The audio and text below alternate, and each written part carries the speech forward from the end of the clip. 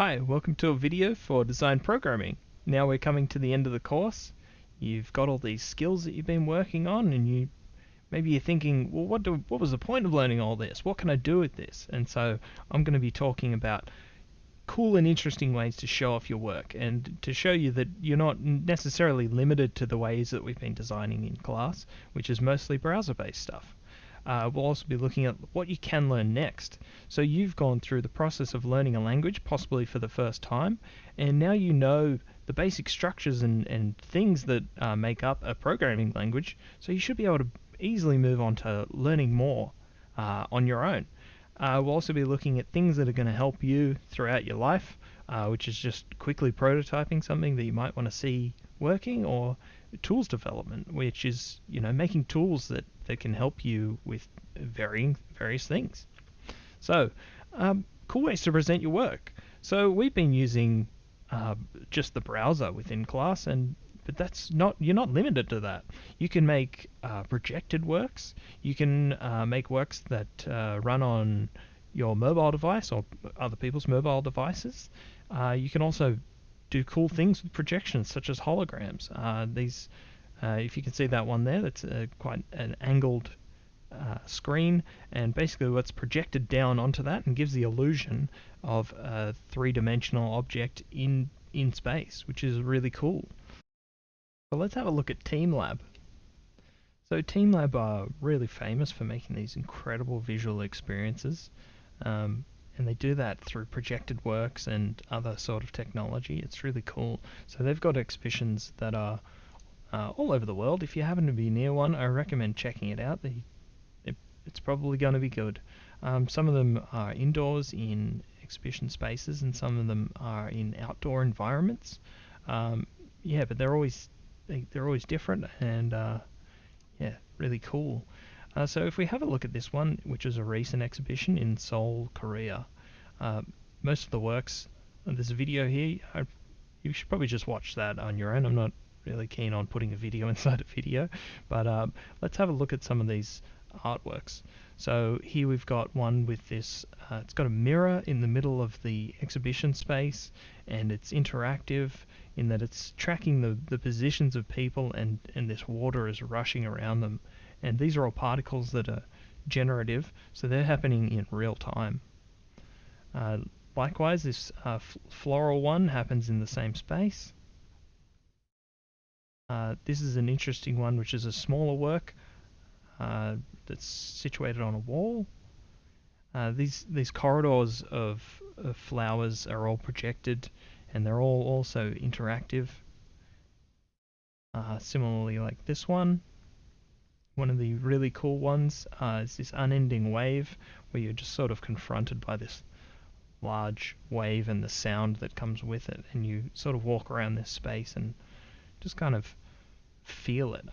It's quite an interesting sort of way to talk to your users or talk to your audience. And this is a kind of like new style of gallery, which is just these really encompassing spaces that and they've also got these sort of Instagrammable moments, so you can take a lot of photos and stuff. Everything is very visually overwhelming. This is a really cool one where the projected work is these butterflies that are created by somebody on the other side of a glass pane, and then they fly through the space. And it's really an interesting way to start looking at the way things are sort of presented and what you can do with that, because you can play with spaces. You don't necessarily need to project onto a flat surface. You can project onto glass and then see how that refracts and things like that. You can certainly play with a lot of that. And again, a lot of these are interactive. So with this one, when the users go around and they touch the walls, the flower petals will fall away. And these are all generative. So that's pretty cool. As you saw with a lot of that TeamLab stuff, they were doing positional tracking of people, which is totally doable by you. So here's Dan Schiffman doing a processing tutorial on tracking the ends of these cups. and that applies to tracking people and that sort of things. You can also interface with the RealSense depth cameras to get skeletal tracking and things like that working. But yeah, you've also got so many different interactions that you can actually play with, such as just the general things like touch screens and mobile device sensors of turning and shaking, your webcam, your microphone. There's it's almost limitless in terms of interactions. So let's have a look at another example. This is code on canvas. So this particular project was called Rain Run, and it was essentially a multiplayer game that you could play with the other people in the space, and it was projected onto this wall in Bathurst. So there was the app where you'd be able to sign in and play the game on your phone, but you'd actually be playing in a multiplayer space with a bunch of other people. So you'd be able to see not only you playing the game on your mobile device, but you'd also be able to see yourself projected onto this wall, going around collecting raindrops. It's really interesting and good way to sort of get interaction or get people involved into your artwork, and a really fun sort of engaging thing.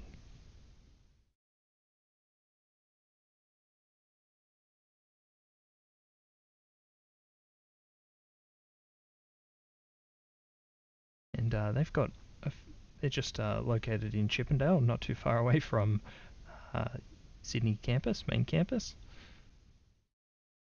So they're definitely worth checking out. Code on Canvas. Lots of other works too. Experiential, augmented reality, and so on.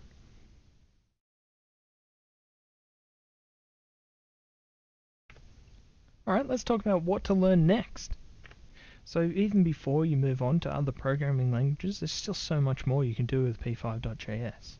So there are things called libraries which add functionality to p5.js. Let's have a look at those. You might have clicked on this page before. It's just underneath reference. It's called libraries, and this will tell you how to add libraries to your code, and they let you do so many different things. So there are libraries for sound, making different sort of visual effects, talking to things like Arduino, other platforms.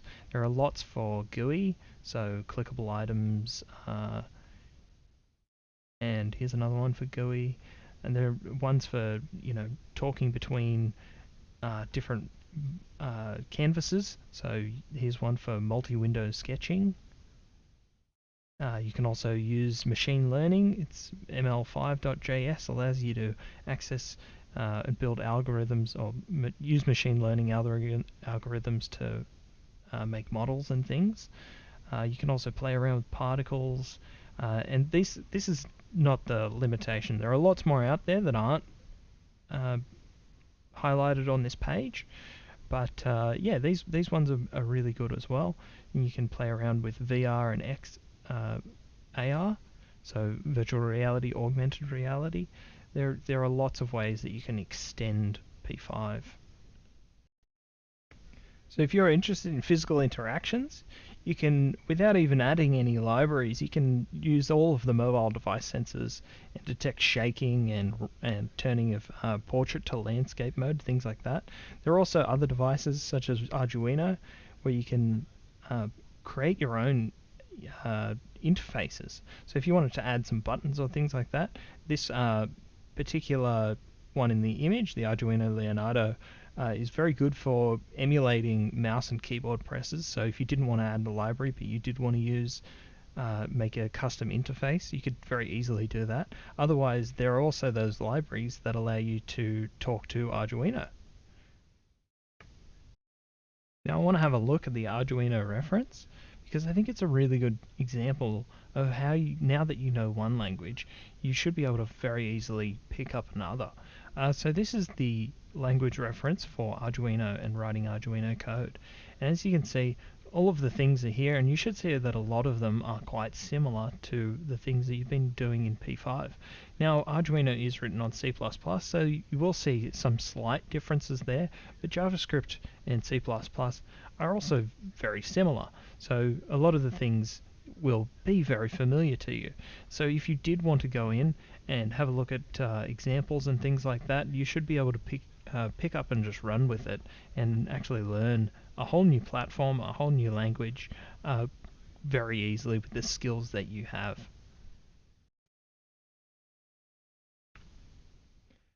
So I want to show you an example of something that I worked on that sort of incorporated all of these ideas. So we were tasked with recreating this very old artwork made in approximately 1860, and it's a really long scroll of these yokai, these Japanese sort of demons. And we wanted to sort of bring life to that artwork and also make it informative in some way.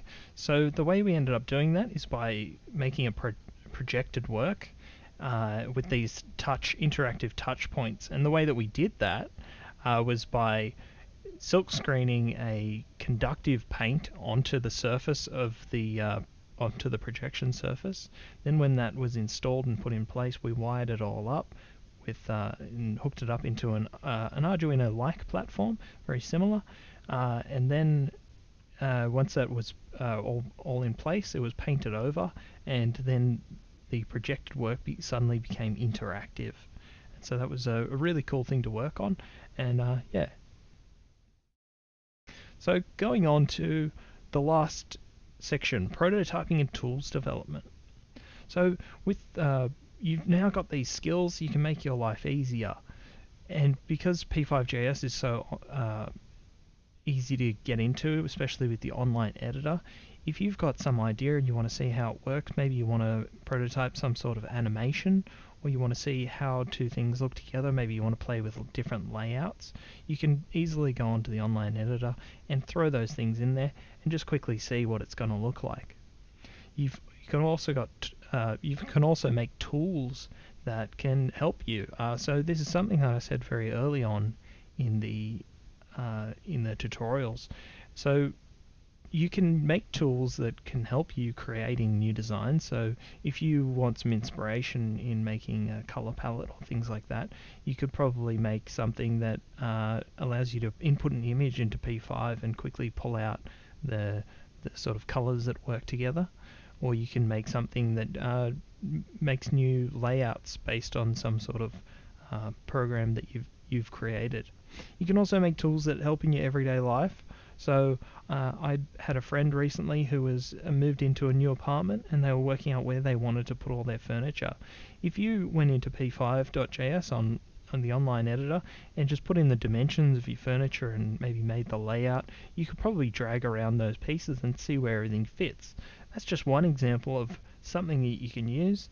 Some examples of things that I've done recently is I needed to quickly get time zones for different areas. So I made a time zone converter that would just tell me specifically what the time was in different parts of the world, so that I knew when I could talk to certain people and things like that. But hopefully now you've gotten some idea of what you can do with all the skills that you've developed over this course, and I really can't wait to see what you create next. So if you're making something out in the world, send me a link. I'd love to see it. And I'd like to thank you for all your work, and I've loved teaching you guys. So see ya, have fun.